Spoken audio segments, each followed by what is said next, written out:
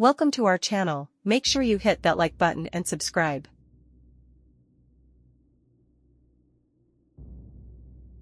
Warning: the following contains images of graphic violence and not suitable for all audiences. Viewer discretion is advised.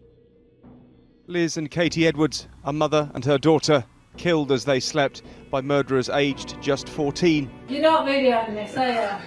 In happier times, celebrating Christmas at home, the school dinner lady, whose daughter, just 13, died in the bedroom next to hers. Today, a jury returned guilty verdicts on 2 charges of murder. What makes this case even more shocking is that these two were 14 years of age when they planned, committed these callous, senseless and unprovoked attacks on Elizabeth and Katie. The killers can't be named for legal reasons, but it was the boy who brought a knife to the rear of this house as part of a plot hatched days before.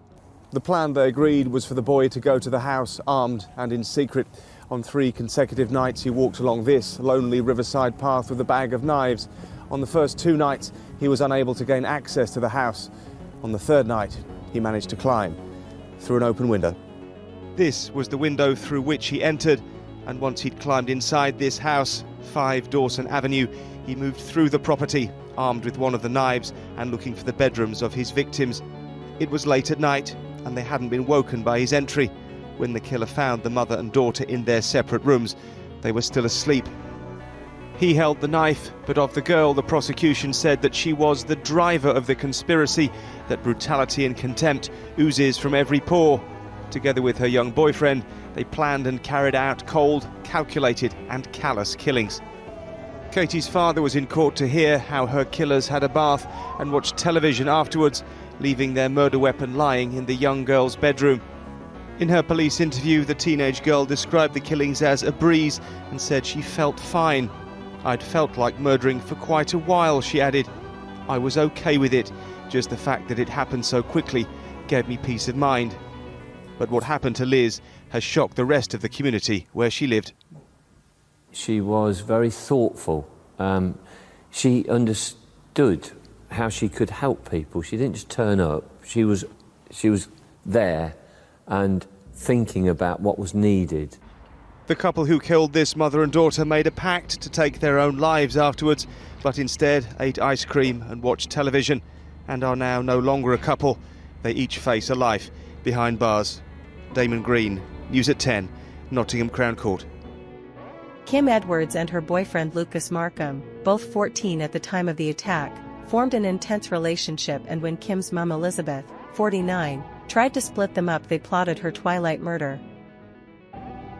Together, they planned to stab mum Elizabeth and Kim's little sister Katie, 13, to death before committing suicide to ensure no one could split them up. When Markham entered Kim's house in Spalding, Lincolnshire, on April 14, 2016, Kim decided she couldn't go through with it and asked Markham to do it alone. After he had finished the brutal massacre, Kim bathed with him before they headed downstairs to eat, watch films, including Twilight, and have sex. The only member of the family not to be killed was Kim's older half-sister Mary Cottingham, who lived in Derby with her husband and children. Prior to the killings, Mary had doubts about her sister's new intense relationship and tried to talk to Kim about it but was always rebuffed. Speaking in Sky's new documentary, The Killer Within, which airs tonight, Mary said, "I thought, this pair are a ticking time bomb waiting to go off.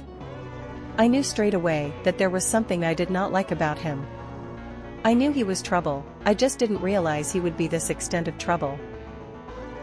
The girl's mum Elizabeth frequently phoned Mary, then 26, saying she was worried about Kim, who had become withdrawn from family and friends since she started seeing Markham.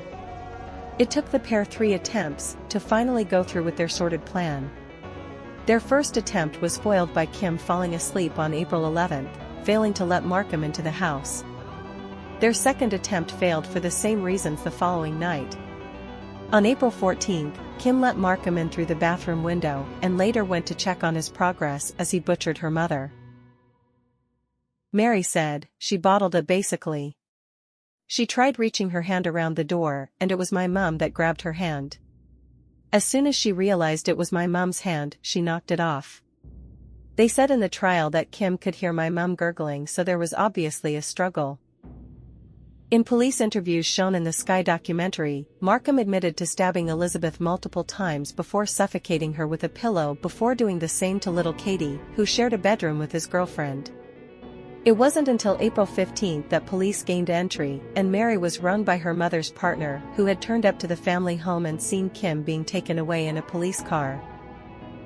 In police interviews, Kim claimed she was happy Markham had killed her family members because my mom doesn't have to deal with me being suicidal, and she doesn't have to wake up worrying every morning and see if I'm still alive, and my sister doesn't have to go through all the heartbreak and emotions and stuff.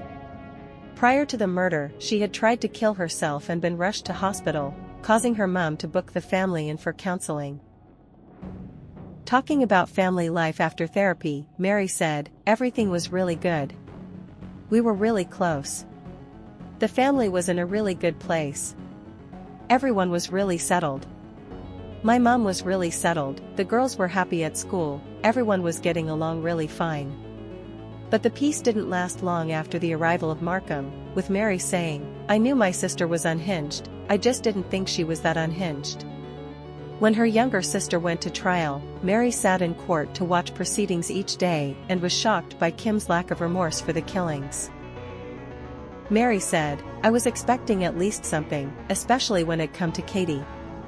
With my mom, I kind of knew that she wouldn't show remorse, because she kind of hated my mom. We all kind of knew that. But when it came to Katie, I was expecting some and there was nothing. And even to this day there is no remorse. I kept looking at Kim and I literally wanted to jump over that fence and knock her face off, basically. When she did look over at me, she had the cheek to smirk at me. She smirked at me as if to say haha, and I just looked at her and had to go out. I felt sick." Kim was found guilty by the court and sentenced to life in prison alongside Markham, who pleaded guilty before trial. Upon appeal, the chilling pair had their sentences reduced to 17.5 years, of which they are in their 5th year. The pair are among the UK's youngest murderers. Police evaluations didn't find either of the murderers to suffer from a recognized mental illness, but Kim did show signs of a personality disorder which cannot be diagnosed until she reaches 18. Reflecting on the verdict, Mary said, "I was walking around thinking, great, my sister is a murderer. That took a while to come to terms with the fact that my sister is one of the youngest murderers." She added, "It's horrible. In my head there will always be unanswered questions. You just don't expect your sister to do something like that, especially to her own mother and little sister."